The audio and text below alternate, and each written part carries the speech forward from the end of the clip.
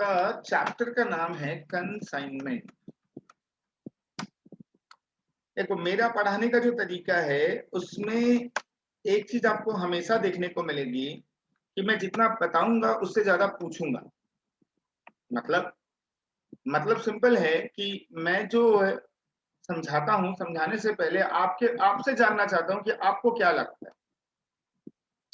तो शुरुआत यहीं से ही होती है कि एक वर्ड आपके सामने आया जिसकी स्पेलिंग है कंसाइनमेंट, CONSIGNMENT। आपको अंदर से फीलिंग क्या आती है कि ये क्या हो सकता है? What could be the possible meaning of the word consignment? Both are suppose to answer. जिसको पहले आए वो बोले, और रेस्ट्रिक्शन कुछ नहीं है। We will have clear communication. आराम से इंटरप्ट कर सकते हैं, आराम से बात कर सकते हैं। जहां जहां दिक्कत है we will talk anything possible, जो भी डिस्कस करना हो। क्योंकि पढ़ाई एकेडमिक डेबिट क्रेडिट के अलावा भी होगी। बोलने से मतलब हर चीज का प्रैक्टिकल लाइफ में क्या यूजफुलनेस है उसका भी हम लोग को थोड़ा नॉलेज होना जरूरी है। अभी तक हम लोग काउंसिल सिलेबस के हिसाब से पढ़ते थे, अब हम लोग अपने लिए पढ़ेंगे। अपने लिए पढ़ेंगे मतलब अपना जो परसेप्शन है उस परसेप्शन के लिए पढ़ेंगे। तो स्टार्टिंग फ्रॉम रोहन। रोहन, तुम बता, तेरे को क्या लगता है कि what could be the possible meaning for the word consignment? Delivery. Delivery एक वर्ड आया। Muskan, what is your opinion? So, consignment, maybe it's like communication with both the parties. वो कॉन्ट्रैक्ट और कम्युनिकेशन होता है। और एनीथिंग एल्स डिलीवरी से अलावा तुम थोड़ा एलेबोरेट करेगा रोहन? डिलीवरी सर दो पार्टीज के बीच में शायद कुछ। और कुछ कहीं पे कुछ और तुम लोग को लग रहा है दोनों को? लाइक कम्युनिकेशन थोड़ा फास्ट फास्ट रखेंगे अपने लोग, है ना? समझने वाला पार्ट धीरे धीरे, बट बातचीत वाला पार्ट थोड़ा fast fast. Muskan, anything else coming from inside?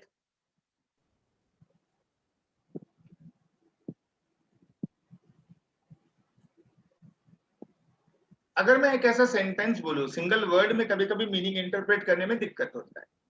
मैं बोलूं मेरा लंदन से एक कंसाइनमेंट आ रहा है, आप क्या बोलते हो? मेरा एक सेंटेंस है, लंदन से मेरा एक कंसाइनमेंट आ रहा है, consignment is coming from London. ऐसा अगर मैं सेंटेंस बोलता हूँ, कई बार होता है ना सिंगल वर्ड नहीं होता है, समझ नहीं आता, फिर जब उसको एक सेंटेंस के साथ देखते हैं तो उस वर्ड का मीनिंग परसेप्शन चेंज होने लगता है। I am suppose to receive a consignment from London, ऐसा एक सेंटेंस अगर हम तुमको बोलते हैं, देन अब तुम्हारा ओपिनियन क्या है? हाँ, डॉक्यूमेंट। अलॉटमेंट? नहीं, डॉक्यूमेंट। डॉक्यूमेंट, अच्छा ठीक है। रोहन, तेरे को क्या लगता है? तो कोई भी प्रोडक्ट। कोई भी प्रोडक्ट, चलो ठीक है। यहाँ से तुम लोग को समझ आ जाएगा कि आगे से हम लोग जब भी कुछ पढ़ेंगे, जो भी टॉपिक पे हम लोग डिस्कस करेंगे, आप लोग को अपना ओपिनियन देते रहना पड़ेगा। वो गलत होगा, सही होगा, अच्छा होगा, बुरा होगा, कौन हंसेगा और कौन तुम्हारे बारे में क्या सोचेगा, ये सब एकदम भूल के डस्टबिन में डाल के सोचोगे। और आदत जब तक नहीं पड़ेगी अपना परसेप्शन खुद से डेवलप करने का, तब तक हम लोग एज एन अकाउंटेंट कभी भी चीजों को एस्टिमेट नहीं कर पाएंगे कि हाँ हमको किस वे से सोचना है। बिकॉज प्रोफेशनल पढ़ाई का सबसे पहला जो चाप है वो यही है दैट हम लोगों को कुछ भी नया मिल जाता है अचानक से, और उस नया को हैंडल कैसे करना है ये तभी होगा जब हम लोग को आदत रहेगी उसके बारे में कुछ अपना परसेप्शन बनाने की। वो हो सकता है आपका क्लिक करे, हो सकता है आपका फ्लॉप हो जाए, वो सेकंड इशू है। पर जब तक आदत ही नहीं पड़ेगी, अटेम्प्ट ही नहीं करेंगे, you will never be in a position to make an opinion about anything. तो कंसाइनमेंट वर्ड का मतलब होता है one lot of goods. Certain number of units का एक लॉट अपने आप में एक कंसाइनमेंट होता है। सिंपल सिंपल लैंग्वेज में बात करें तो one consignment is equal to certain quantity of goods. How many, कितनी क्वांटिटी, ये केस टू केस वेरी करता है। That means there are two peoples जिनके बीच में एक डील हो रही है कि भाई हम तुमको अपना गुड्स भेज देंगे, तुम अपने लोकेशन पे बेचो। एक बार में कितनी क्वांटिटी भेजेंगे ये तय होता है। It may be 1 unit, it may be 50 units, it may be 100, it may be 10,000, it may be a crore of units. That varies from case to case. But एक सिंगल लॉट में हम आपको certain quantity भेजेंगे और उसको आपको अपने location पे बेचना है, तो ये जो भेजने वाला जो क्वांटिटी होगा उस एक लॉट को हम एक कंसाइनमेंट बोलते हैं।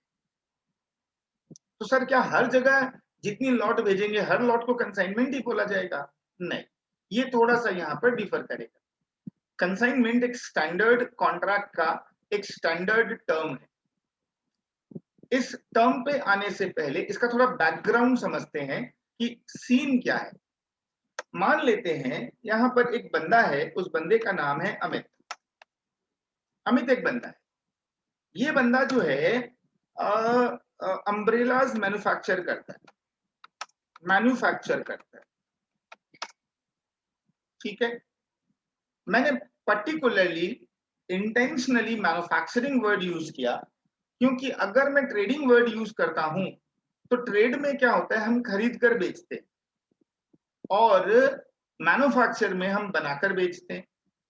अगर कोई पर्टिकुलर टाइप का प्रोडक्ट है जो हम बनाते हैं, वो प्रोडक्ट अगर हम किसी दूसरे को देते हैं कि भाई तुम मेरे बिहाफ में बेचो, ये बंदा जिसको मैं बेचने के लिए दे रहा हूं गुड्स, वो क्यों काम करेगा, क्यों बेचेगा? उसको कुछ बेनिफिट होगी तभी ना वो मेरा प्रोडक्ट बेचेगा। ये बंदा अपना मैन्युफैक्चर्ड गुड्स देना चाहता है दूसरे को बेचने के लिए, क्योंकि अगर मैं ट्रेड करता हूं, खरीद कर बेचता हूं और वही गुड्स दूसरे को भी देता हूं कि तुम भी बेचो मेरे बिहाफ में, तो जिस बंदे को मैं ये ऑप्शन दूंगा वो बंदा डायरेक्ट खरीद लेगा जहां से मैं खरीदता हूं और वो मुझे मार्जिन खाने नहीं देगा। लेकिन अगर मेरा मैन्युफैक्चर्ड प्रोडक्ट है तो यहाँ पर उसको वो प्रोडक्ट लेने के लिए मेरे पास ही आना पड़ेगा और उसके पास दूसरा ऑल्टरनेटिव नहीं होगा। And that is a trick point, catch है यहाँ पे। तो जनरली कंसाइनमेंट वाला जो कॉन्सेप्ट है, ये कॉन्सेप्ट मैन्युफैक्चरर्स अप्लाई करते हैं, जहां से जो बंदा दूसरा वाला आदमी है जिसको हम भेजेंगे गुड्स कि भाई तुम बेचो मेरे बिहाफ में, वो डायरेक्ट ना खरीद सके, उसको खरीदने के लिए मेरे पास ही आना पड़ेगा और उसके पास दूसरा कोई ऑप्शन नहीं होगा। आई एम नॉट सेइंग कि ट्रेडर्स ऐसा नहीं करते, बट ये पॉपुलर नहीं है ट्रेडर्स के बीच में क्योंकि डायरेक्ट कट ऑफ कर देने का चांस रहता है। मैन्युफैक्चरर के पास ये रिस्क नहीं होता। तो ये एक अम्ब्रेला मैन्युफैक्चरर है, ये एक पर्टिकुलर टाइप का अम्ब्रेला बनाता है। इसका कोलकाता में, अरे यार एक सेकंड होल्ड करना, 1 मिनट।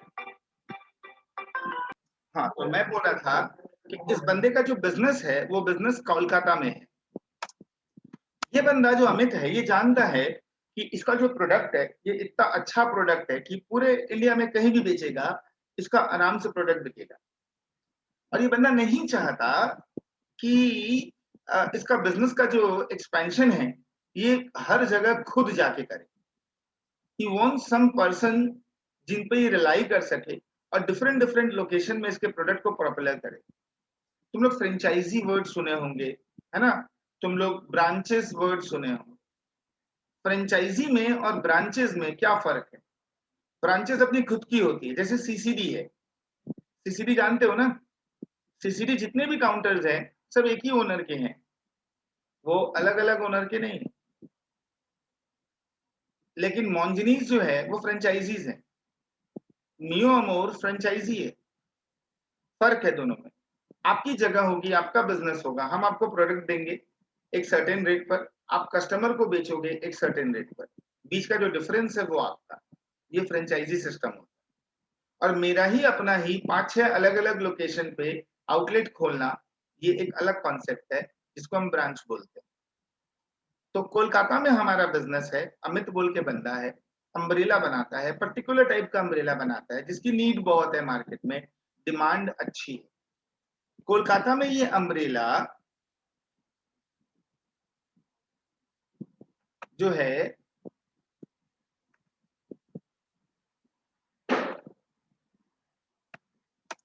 300 पर पीस तो बिकता है, लेकिन अगर इसको हम सपोज करो पटना में कोई सेटिंग बिठा ले, पटना में ये 400 पर पीस के हिसाब से बिक सकता है और आराम से बिक सकता है, मुझे पता है। बट प्रॉब्लम ये है कि अपनी मैन्युफैक्चरिंग है, सेलिंग है, और हम यहाँ पर 300 में जो बेच रहे हैं, अपनी कॉस्टिंग 100 रुपया भी नहीं पड़ती बनाने में, और 300 में बड़े आराम से बिकता है, 3 टाइम्स प्राइस में बेचते हैं। और पटना में बेचेंगे तो 400 में बिकेगा, हम ये बात अच्छी तरह से जानते हैं। तो कलकत्ता से ज्यादा पटना में बेचना डिजायरेबल होगा, 100 रुपए एक्स्ट्रा मिलता है। लेकिन प्रॉब्लम ये है कि कलकत्ता का जो बेस है वो इतना बड़ा है, अपना ऑलरेडी यहाँ पे इतना अच्छा सेटअप है कि इस सेटअप को सैक्रिफाइस करके पटना स्विच करना डिजायरेबल नहीं। और कलकत्ता रहते हुए पटना को कंटिन्यू करें, पैरेलल चलाएं, तो उसमें दिक्कत ये है कि अपने पास वर्किंग हैंड नहीं है, जो वो पटना में जाके हम लोग अगर जितना दिन काम करेंगे, कैसे भी सेटअप करेंगे, कलकत्ता बिजनेस हैम्पर हो गया अगर, तो जितना पटना से एक्स्ट्रा कमाई नहीं होगी, उससे ज्यादा कोलकाता में लॉस हो जाएगा। Then Amit came to know about, Amit came across a person, Sumit. ये सुमित जो है पटना बेस्ड इन पटना है, and a good trader. Amit जो है का कांटेक्ट हुआ सुमित से किसी के थ्रू, जो कि पटना में बेस्ड है और एक अच्छा ट्रेडर है, good trader, very good selling skills. Amit ने एक प्रपोजल रखा सुमित के पास कि देखो भाई, मैं कलकत्ता में हूँ, तुम पटना में, मुझे अपना अम्ब्रेला का जो सेलिंग है एक पॉइंट बनाना है पटना में। मेरे लिए पॉसिबल नहीं है कि मैं कलकत्ता का बिजनेस को डेंट करूं और डेंट करके मैं वहां जाके पटना में बेचूं। तो अगर ऐसा कोई सेटअप हो सकता है कि पटना में तुम्हारा जो काउंटर है जहां पे तुम अपना बिजनेस करते हो, उसी काउंटर पर थोड़ा स्पेस निकाल कर मेरे अम्ब्रेला को तुम प्रमोट करो, सेल करो, और तुम उसके बदले में मुझसे पर पीस पे 50 rupees commission low. For every umbrella sold you will get 50 rupees. अगर तुम इस चीज के लिए राजी हो तो हम तुमको अम्ब्रेला सेंड कर देंगे, तुम वहां लोकल में बेचो, जो पैसा आएगा उसमें से अपना 50 रुपीज कमीशन रखो और बाकी का पैसा मुझे भिजवाओ। सुमित को ये प्रपोजल अच्छा लग रहा है, क्योंकि वो जानता है कि इसमें सुमित को 3-4 एडवांटेज है। इसको परचेज नहीं करना पड़ रहा, हमें भिजवाएगा, बिकेगा, बिकने के बाद ही पैसा देना है, एडवांस में कुछ पैसा भेजने का जरूरत नहीं है। अगर आज के दिन सुमित ये बिजनेस खुद करता है तो उसको मार्केट से खरीदना पड़ेगा, फिर वो जाके पटना में बेचेगा। अग्रीड। इस कॉन्सेप्ट में सुमित को अपना पैसा इन्वेस्ट करने का जरूरत नहीं, प्लेस उसके पास पहले से है, कस्टमर बेस उसके पास पहले से है, सेलिंग स्किल उसके पास पहले से, he has got every setup, all he need to do is what, वो जो अम्ब्रेला कलकत्ता से पटना जाएंगे उसको अकोमोडेट करने का जरूरत है, nothing else. And for each umbrella sold, अगर 400 रुपया में बिकता है, 50 रुपया कमीशन है, 12.5% कमीशन होता है, 12.5%, which is a good considerable amount of commission, not bad. Sumit should be happy, but there are some queries, some questions in the mind of Sumit जो कि वो अमित से क्लियर करना चाहेगा। वो क्वेश्चंस क्या क्या होंगे उसके बारे में बात करें। पहला, whose business, ये बिजनेस किसका होगा? अमित का बिजनेस होगा। Who is Sumit?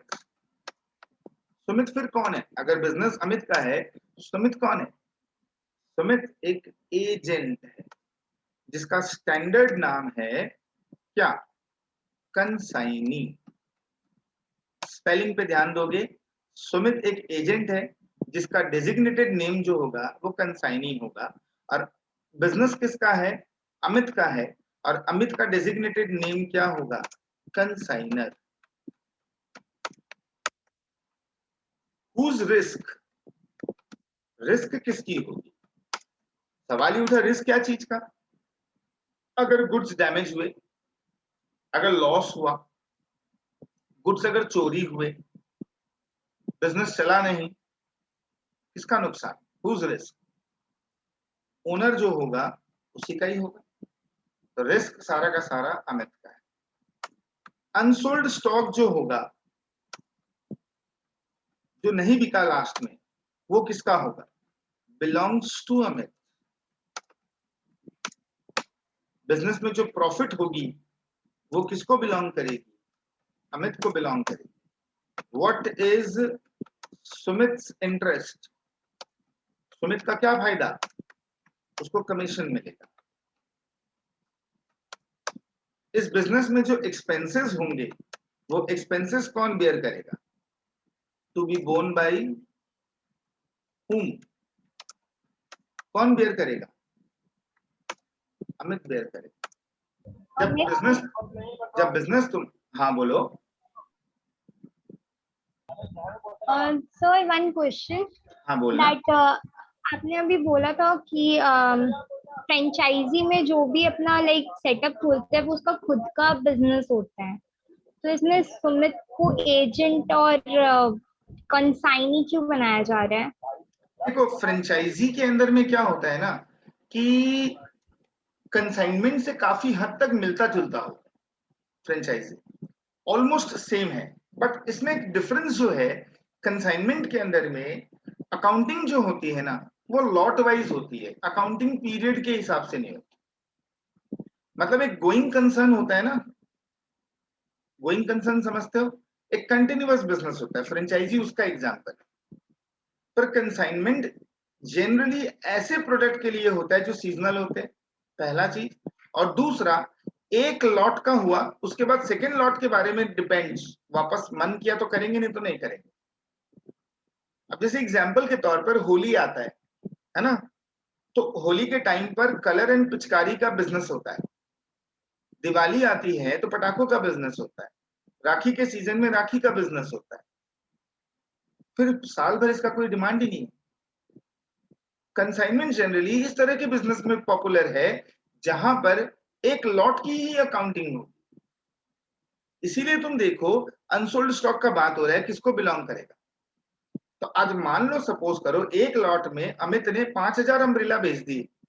Rainy season आएगा उसके पहले अम्ब्रेला का लॉट जाएगा, और फिर जब सीजन खत्म, जो भी अम्ब्रेला बच गए सब वापस आ जाएंगे अमित के पास।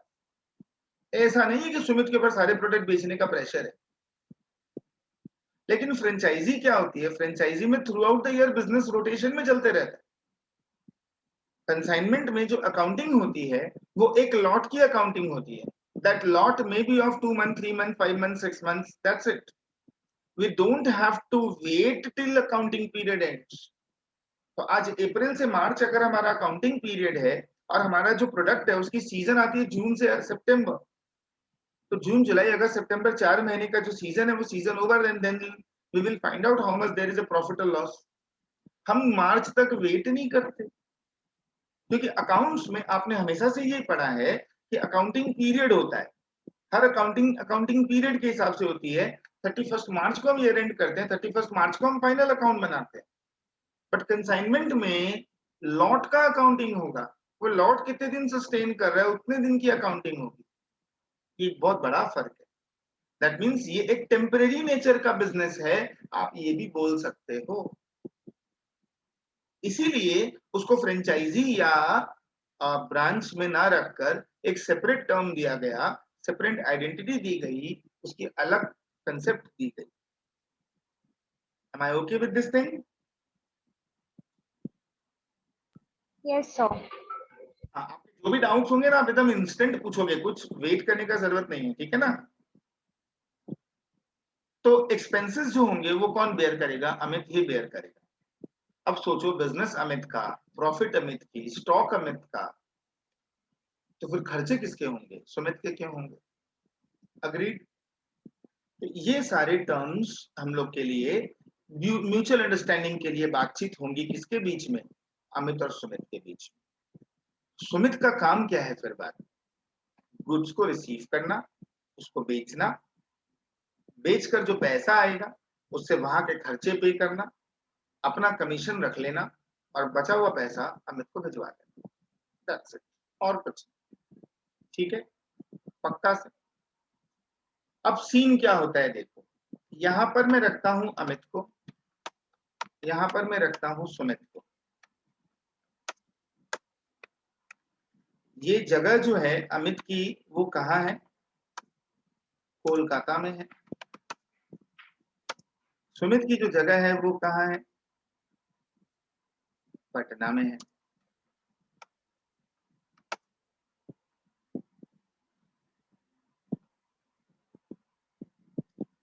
यहाँ पे सुमित का ऑफिस होगा या बिजनेस प्लेस होगा। मैं यहाँ मान लेता हूँ ट्रांसपोर्ट ऑफिस है। पटना में यहाँ पे ट्रांसपोर्ट ऑफिस है और ये सुमित का ऑफिस है या सुमित का बिजनेस प्लेस है। जैसे ही अमित और सुमित के बीच ये डील फाइनल होती है, क्या होगा? अमित विल सेलेक्ट गुड्स, जो गुड्स उसको भेजने हैं सुमित के पास उसको सेलेक्ट करेगा, पैक करेगा, पैक करके उसको लोड करेगा। कहाँ लोड करेगा? ट्रक में या फिर साइकिल वैन में या फिर टेम्पो में।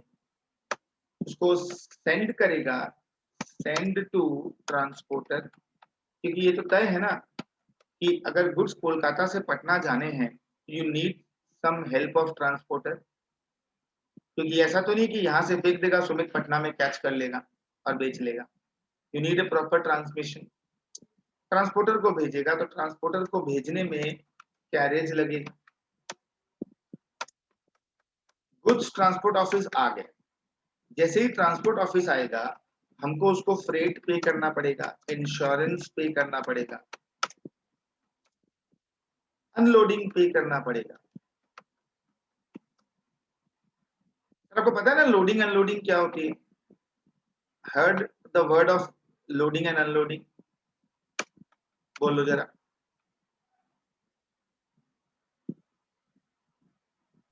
तो जब अमित के पास में स्टॉक आया तो उसके साइड से वो लोडिंग हो गया, और फिर जब अमित ने सुमित को ट्रांसफर नहीं किया नहीं नहीं, वन उसके साइड से। गोडाउन से साइकिल वैन पर या टेम्पो में जो चढ़ाने का होता है ना, जो कुली लोग लेता है, हाँ मुटिया वही। लोग, वो लोडिंग हो गया।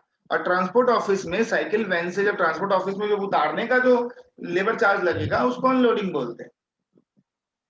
Labour charge. जो जो जो होता है ना, सर पे रख के उठा के ले जाते हैं, पीठ पे डाल के ट्रक से उतार के गोडाउन में रखते हैं, गोडाउन से उतार के ट्रक में रखते हैं, हाँ। जिसको हम लोग कुली बोलते हैं, मुटिया बोलते हैं। उसको जो वेज दिया जाता है उसको लोडिंग अनलोडिंग बोलते हैं। चढ़ाने का लोडिंग, उतारने का अनलोडिंग। क्योंकि ओनर खुद तो सारा सामान अपने पीठ पे डाल डाल के साइकिल वैन पे नहीं रख के आएगा ना। You need some worker kind of people जो आपके लिए उठाने और रखने का काम कर दे। तो उनको तो आपको वेज देना पड़ता है ना, पैसा देना पड़ता है उनको, फ्री में थोड़ी करके देंगे वो लोग।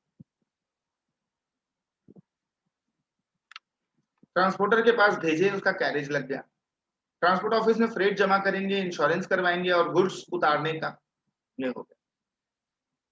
ट्रांसपोर्ट ऑफिस से पटना ट्रांसपोर्ट ऑफिस में गुड्स शिफ्ट हो जाएगा। जब आपका गुड्स कैलकाटा ट्रांसपोर्ट ऑफिस से पटना ट्रांसपोर्ट ऑफिस शिफ्ट हो रहा होगा, उसके पहले आपका जो ट्रांसपोर्ट ऑफिस है जहाँ पे जिसके थ्रू आप गुड्स भेजोगे, वो आपको एक डॉक्यूमेंट प्रोवाइड करेगा। उस डॉक्यूमेंट का नाम है बिल्टी, जिसको आप वे बिल भी बोलते हो कई लोग। ये जो बिल्टी है अमित कोरियर कर देता है सुमित को, या फैक्स कर देता है, या फिर उसको मेल कर देता है अगर सॉफ्ट कॉपी है। ये गुड्स पहुंचने से पहले सुमित के पास ये बिल्टी या वे बिल पहुंच जाता है। जब गुड्स कोलकाता ऑफिस से पटना ऑफिस रीच करेगा तो पटना ऑफिस क्या करेगा? सुमित को इन्फॉर्म कर देगा कि गुड्स आ गया है, आप गुड्स ले जाइए या रिलीज करा लीजिए। जब गुड्स यहां से रिलीज होगा तो सुमित को लोडिंग पे करना पड़ेगा, क्लियरेंस पे करना पड़ेगा। क्लियरेंस फीस जो होता है अगर कुछ बाकी है तो वो पे करना पड़ता है। उसको कैरेज पे करना पड़ता है। कैरेज पे करने के बाद यहाँ पे गुड्स पहुंच जाता है और यहाँ पे अनलोडिंग का कॉस्ट आता है। इस अनलोडिंग के कॉस्ट के बाद सुमित के यहाँ गुड्स पहुंच गया। ये गुड्स पहुंचने के बाद सुमित के कुछ और भी खर्चे होते हैं, जैसे रेंट हो सकता है, सेलिंग एक्सपेंस हो सकता है, एडवर्टीजमेंट हो सकता है, हो सकता है उसको कोई स्टाफ रखना पड़े, उसकी सैलरी देनी पड़ती होगी। ये सब वो खर्चे हैं जो कि सुमित के यहाँ फर्दर लगे। तुमको ये समझ आता होना चाहिए कि ये जितना भी खर्चा यहाँ पे लग रहा है, ये किसके यहाँ लग रहा है? अमित के यहाँ लग रहा है। इसको पे कौन कर रहा है? अमित कर रहा है। ये खर्चा जो लग रहा है ये कहाँ लग रहा है? अमित के यहाँ लग रहा है। और इसको पे कौन कर रहा है? अमित कर। ये खर्चे जो है यहाँ पर कैरेज, लोडिंग एंड क्लियरेंस, ये सब ये खर्चे जो है पटना में लग रहे हैं। इनको पे कौन कर रहा है? सुमित कर रहा है। लेकिन क्या ये सुमित के खर्चे हैं? नहीं। फिर भी पे कौन कर रहा है? सुमित ही पे कर रहा है। फर्क आता है क्या इससे? दैट मीन्स मेरे कुछ खर्च हैं जो कि आप पे कर रहे हो, I am suppose to reimburse this expense to you, है ना? कहां से रीइंबर्स होगा? गुड्स बेचकर जो पैसे आएंगे उसमें से अपने कमीशन के साथ साथ सुमित ये पेमेंट भी रख लेगा अपने पास। इधर भी जितने खर्चे लग रहे हैं ये सारे खर्चे कौन पे कर रहा है? सुमित ही पे कर रहा है। But for the time being, goods बेचकर जब पैसा आएगा तो ये सारे पैसे उसको वापस मिल जाए। दैट मीन्स पेमेंट सुमित भले ही करे, बट बियर अल्टीमेटली कौन कर रहा है? अमित ही बियर कर रहा है। ये फर्क समझ आता है? When I am not at the place, you are there at my place, and you are supposed to make payments, आपको वो reimburse हो जाएंगे बाद में, राइट? यही चीज यहाँ पर भी। इस पूरे स्ट्रक्चर में कोई भी डाउट है जो पूछना है?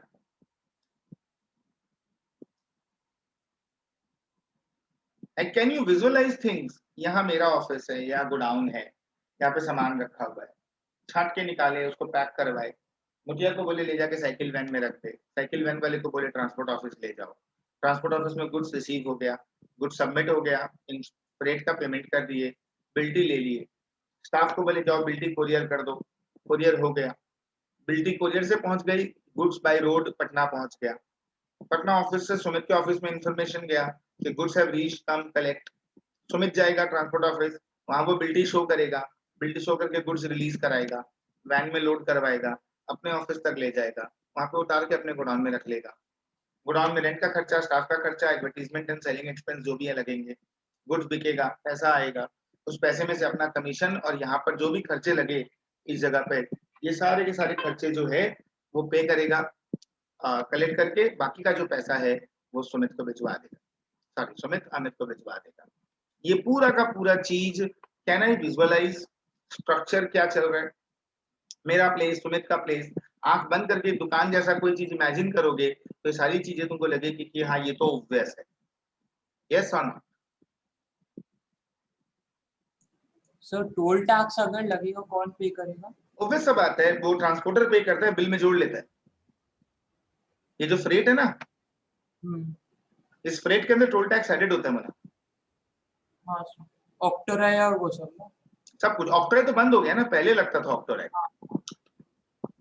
जब ये तुम्हारा जब से जीएसटी आया है ना, यस सर। तो ऑक्टोराय बंद हो गया। वो वन नेशन वन टैक्स वाला थ्योरी में आ गया।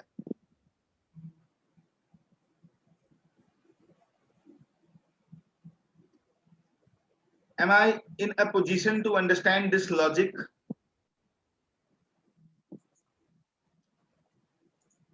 Muskan, I need some communication from your side also, beta. Yes, sir, I understand. चलिए नेक्स्ट। अब हम लोग बात करते हैं कि डॉक्यूमेंटेशन क्या होता है। When Amit sends goods to Sumit, he prepares a document which is known as pro forma invoice. होता क्या है pro forma invoice? It contains the details about quantity, quality, price, etc. Similarly goods बिक जाने के बाद जब Sumit details भेजता है अमित को, then he also provides a document, इसका नाम होता है account cell. Sumit in return provides a document to Amit after selling the goods,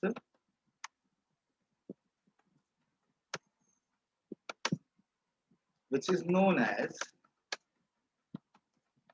account sales, which contains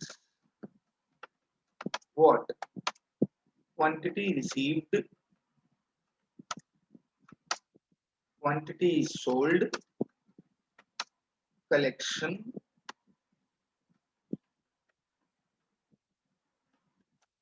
expenses, commission, quantity lost oblique damaged, quantity left, and amount sent।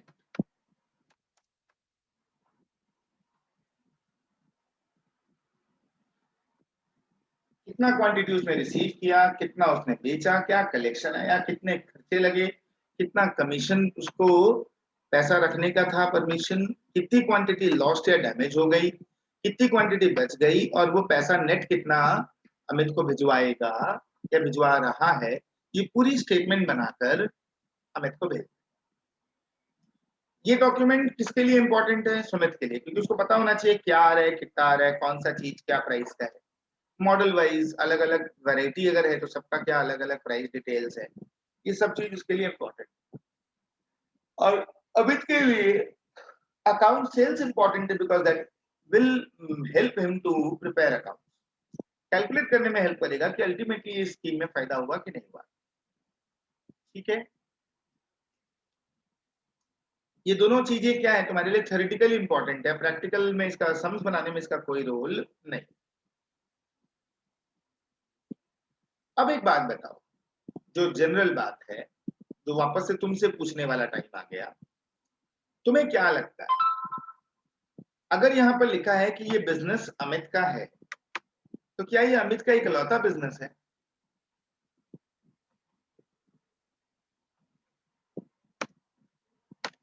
दो temporary but है तो business ही, तो इसकी भी accounting तो करनी पड़ेगी, profit तो कैलकुलेट करना पड़ेगा। लेकिन मेरा कैलकाटा बिजनेस जो है वो मेरा मेन बिजनेस है, और ये मेरा दूसरा बिजनेस है जो कि दूसरे लोकेशन पर है, which is handled by Sumit but owned by us, है ना। तो मेरे ही बिजनेस का एक सब पार्ट है जो कि डिफरेंट लोकेशन पे है and handled by someone else, है ना। ऐसे में ये बिजनेस का अकाउंटिंग जो करेंगे वो यहाँ के बिजनेस की अकाउंटिंग में मर्ज कर दें कि we should prepare a separate accounting for this.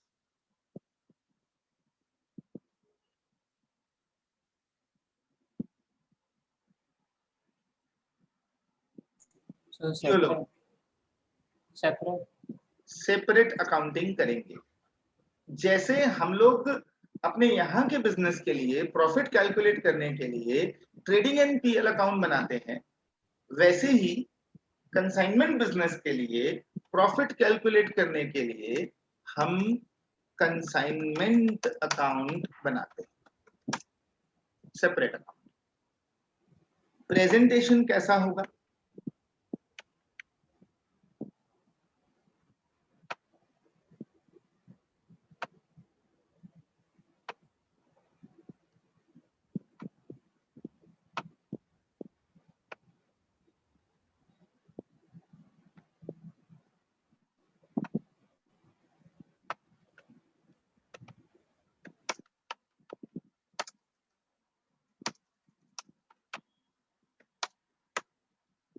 यहाँ पे मैं लिख देता हूँ पर्टिकुलर्स, यहाँ पे लिख देता हूँ अमाउंट, यहाँ पे भी लिख देता हूँ पर्टिकुलर्स, यहाँ पे लिख देता हूँ अमाउंट।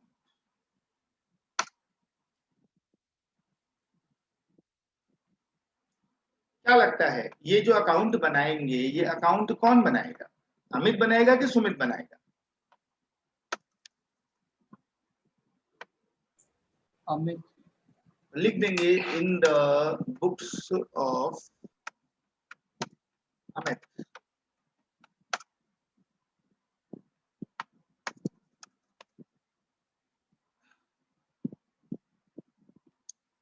इस बिजनेस का सबसे पहला ट्रांजैक्शन क्या है? अमित का सुमित को गुड्स भेजना, है ना? Less than 1 minute is left, ये मीटिंग अभी ओवर हो जाने वाली है, तो हम लोग रीज्वाइन करेंगे। सेम लिंक को यूज करोगे दोबारा से ज्वाइन हो जाएगा, ठीक है?